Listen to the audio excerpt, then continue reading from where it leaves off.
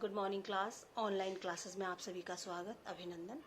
मैं अर्चना चौधरी एक बार फिर हाजिर हूँ अपने नए कंटेंट के साथ। बच्चों, आज हम पढ़ेंगे हिंदी सेकंड यानी ग्रामर पोर्शन, क्योंकि हिंदी फर्स्ट के आपके 2 चैप्टर आप तक पहुँच चुके हैं और हिंदी ग्रामर का अभी हमारे पास आई थिंक आदरणीय नूतन मैम ने आपको एक चैप्टर आपके पास डिलीवर हुआ है। तो एक नेक्स्ट जो 2 चैप्टर हो जाए फिर हम हिंदी फर्स्ट की ओर रुख करेंगे।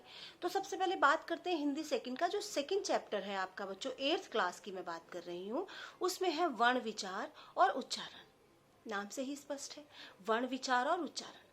उच्चारण मीन प्रोनाउंसिएशन, हम कैसे बात किसी शब्द का उच्चारण करते हैं, और वर्ण जो बात करेंगे कि वर्ण कहते किसे हैं।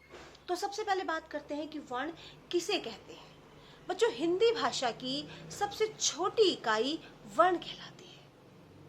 कक्षा 1 से शायद, अब तो कह रहे हमने तो कक्षा शायद 1 से पढ़ नहीं, नर्सरी से ही हम लोगों ने भी पढ़ा है क ख घ। जो आपकी वर्णमाला है, हम उसे बेहोश संभालते ही बच्चा नर्सरी में आते ही आपको वर्णमाला थमा दी जाती है, हिंदी की बुक आपको थमा दी जाती है। तो वही वर्णमाला है, बस इसके थोड़ा सा जो है इसके पार्ट ब्रॉड होते चले जाते हैं, बढ़ते चले जाते हैं। हिंदी साहित्य बच्चों, हिंदी जो भाषा है आपका एक सागर है। आप जितना डूबते चले जाएंगे वो उतना ही गहराई में आपको लेता चला जाएगा और मजा आएगा आपको पढ़ने में और समझने में। तो सबसे पहले चलिए, बहुत सागर में नहीं जाते हैं, आप कंफ्यूज हो जाएंगे कि मैम ने तो सीधा सागर में डुबो दिया। तो हिंदी वर्ण कहते किसको है, इस पर हम बात करेंगे। तो हिंदी भाषा की जब जो सबसे छोटी इकाई है, जिसके हम खंड नहीं कर सकते, जिसको हम 2 भागों में भी नहीं बांट सकते, वह आपकी क्या कहलाती है? वर्ण। बच्चों, वर्ण से शब्द, शब्द से वाक्य और वाक्यों से साहित्य बनता है। आप कहेंगे मैम ऐसे कैसे हो सकता है? तो चलिए थोड़ा सा आपको स्पष्ट कर दें।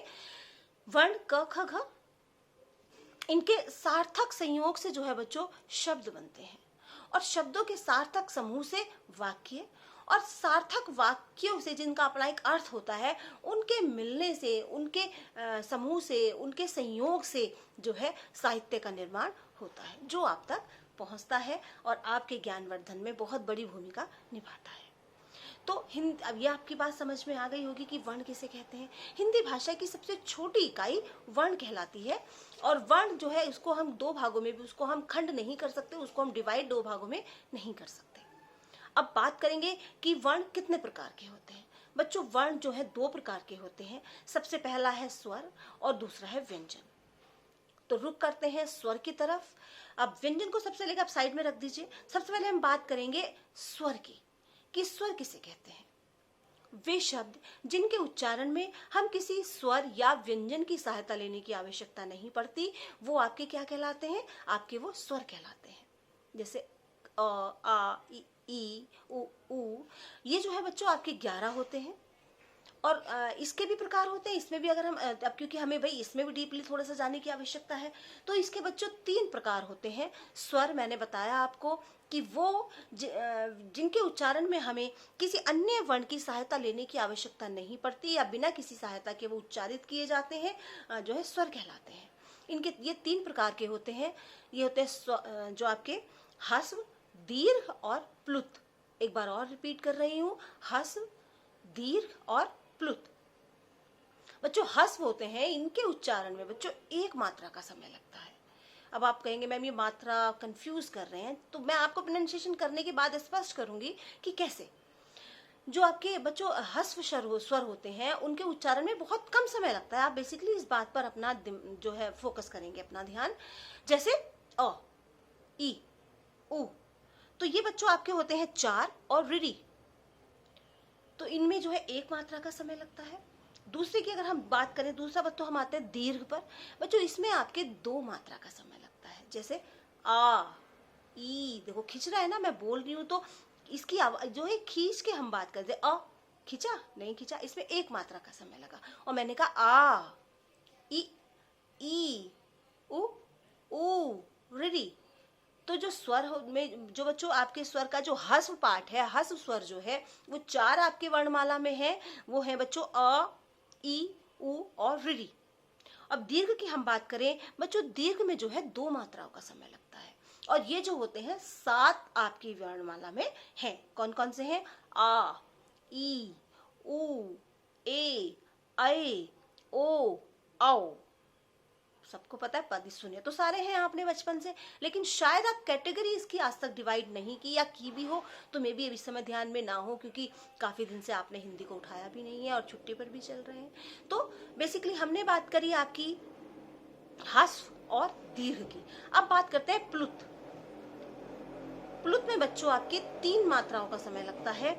इसमें जो है बच्चों हम 3 मात्राओं को का इसमें यूज करते हैं। इसमें मोस्टली क्या, जब हम किसी को आवाज लगाते हैं ना, पुकारते हैं, उसमें हम इसका यूज करते हैं, जैसे हे राम, जैसे ओम। इसमें बच्चों 3 मात्राओं का समय लगा। आप खुद ही प्रोनाउंसिएशन करिए, या करेंगे अरे सुनो, हुआ ना, 3 मात्रा खींचा हमने इसको, तो यहाँ पर बच्चों 3 मात्राओं का समय जो है लगा। एक बार आपके अपनी कॉपी में देखेंगे तो आपको समझ में आ जाएगा। इसके अलावा बच्चों इसमें एक 2 शब्दों का और प्रयोग हुआ है, यह है बच्चों अनुस्वार और अनुनासिक। तो जो अनुस्वार है बच्चों, वो उसका जो है उच्चारण नाक से किया जाता है। जैसे चलिए इसको हम बाद में इसका करेंगे, अभी आप इतना जान ले, कंफ्यूज हो जाएंगे कि स्वर जो है 3 प्रकार के होते हैं, दीर्घ स्वर, ह्रस्व स्वर और प्लुत। ह्रस्व स्वर में 1 मात्रा का समय, दीर्घ स्वर में 2 मात्राओं का समय और प्लुत स्वर में 3 मात्राओं का समय हमारा लगता है। इतना क्लियर हो गया होगा बच्चों। अब रुक करेंगे, अब हम अपने जो है किस तरफ, स्वर किसे कहते हैं बच्चों? स्वर के उच्चारण में जब हमें व्यंजन, मैं बात करूं, स्वर तो हम आपको पढ़ा चुके हैं, स्वर आपके 3 प्रकार के होते हैं। अब रुक करेंगे व्यंजन की ओर। जो वर्णों की दूसरी कैटेगरी मैंने बताई थी कि वर्ण आपके 2 प्रकार के होते हैं, आपके स्वर और व्यंजन।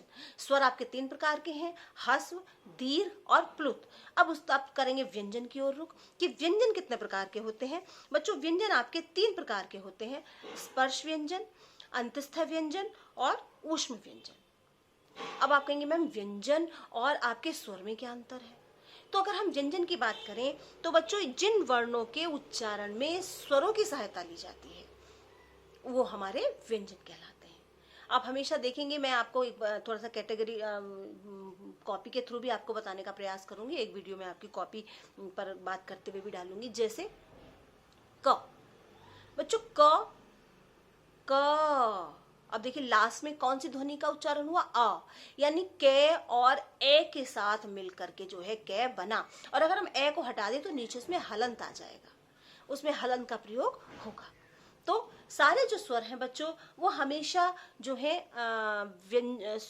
सारे जो व्यंजन हैं वो स्वरों की सहायता से ही हम उनको उच्चारित करते हैं, या उनका उच्चारण करने के लिए हमें हमेशा जो है स्वर की सहायता लेनी पड़ती है। इतना आप जान लें।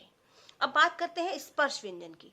जिन व्यंजनों का उच्चारण कंठ, होठ और जिह्वा से होता है वो आपके स्पर्श व्यंजन होते हैं। अब आप देखिए जो आपकी जिह्वा है वो कहीं ना कहीं हम जीभ से उनका प्रयोग करेंगे, उनका कंठ से हम यूज, अब कहेंगे मैम कंठ और जीभ से तो सबका ही हम लोग उच्चारण करते हैं, ऐसा नहीं है। थोड़ा सा आप समझ का फेर है, थोड़ा सा इनको आप डीपली अगर आप पढ़ेंगे चैप्टर्स को, शब्दों का उच्चारण कर करके आत्मसात करेंगे तो कहीं ना कहीं आपको ये सब क्लियर हो जाएगा। तो जो आपके इसमें जो है बच्चों 5 वर्ग होते हैं, क, च, ट, त, प। अब मैं कहेंगे मैम ये कौन से वर्ग आपने बता दिए बच्चों? जो आपके स्वर हैं तो जो व्यंजन है, व्यंजन का जो पहला अक्षर है उससे ही वो पूरे वर्ग आगे तक बनते हैं। अब व्यंजन का पहला अक्षर कहाँ से होता है? क। तो क का पूरी जो 5 अक्षर है वो क वर्ग में आते हैं। उसका च के जो 5 व्यंजन है वो पांचों इसमें च वर्ग में आते हैं। ट वर्ग में 5 आते हैं, जो ट के आगे के जितने व्यंजन हैं, राइट। तो जैसे क वर्ग में कौन कौन से होते हैं? क, ख, ग, घ और अण। च वर्ग में च, छ, ज, झ, अण। टे, ठे, डे, ढे, अण। तो यानी ये जो 5 हैं, के, चे, टे, ते, पे, ये 5 वर्ग हैं। और जो इसका पंचम अक्षर है, जो लास्ट वाला जो अक्षर है बच्चों 5वां, वो पंचम अक्षर कहलाता है। लास्ट के कौन से? जैसे अणे, अंग, अणे, ने, में, ये जो है इनके लास्ट के 5 जो वर्ग हैं उनका लास्ट जो शब्द होता है वो पंचमाक्षर कहलाता है। ठीक, ये आप पढ़ेंगे, मैं इसकी आपको फोटो भेजूंगी तो मे भी आपको थोड़ा सा क्लियर हो जाए। अब आता है अंतस्थ व्यंजन। आप कहेंगे मैम अंतस्थ व्यंजन कौन से होते हैं? बच्चों जिनका उच्चारण करते समय जिह्वा पूरी तरह से मुंह के किसी भाग को नहीं छूती, वो आपके अंतस्थ व्यंजन कहलाते हैं। बच्चों इस संख्या में 4 होते हैं, ये, रे, ले, वे, ये, रे, ले, वे, ये है। उसके बाद आता है बच्चों ऊष्म व्यंजन। बच्चों ऊष्म व्यंजन क्या होते हैं कि जिनके उच्चारण में जो है गर्म हवा एक झटके के साथ बाहर निकलती है। श, श, ह, जैसे श, श, स, ह। आप प्रोनाउंसिएशन करेंगे तो मे भी आपको पता चलेगा कि एक गर्म हवा जो है एक झटके के साथ एक मुंह से हमारी जो है रगड़ खाने के बाद हवा जो है बाहर निकली। उसके बाद बच्चों बात करेंगे अल्प प्राण, महाप्राण, इसके विषय में जो है हम बात करेंगे कल। इसको तो जितना मैंने आज आपको बताया उतना आज आप पढ़ेंगे। मैं आपको फोटो भी भेज रही हूँ ताकि आपको क्लियर हो जाए। तो कल मिलते हैं। अपना और अपनों का ध्यान रखें, घर पर रहें, घर पर ही रहें, बाहर निकलने का प्रयास ना करें क्योंकि समय बहुत आपके अनुकूल नहीं है। थोड़ी सी लापरवाही हमें भारी पड़ सकती है। तो कोई भी समस्या हो बच्चों, मुझे आप कभी भी कॉल कर लीजिए, मैं हमेशा आपके लिए रेडी हूँ। जो भी आपको पूछना है, बात करनी है, कोई समस्या है, कोई कन्फ्यूज़न है, तो मुझसे आप एनी टाइम बात कर सकते हैं। ओके।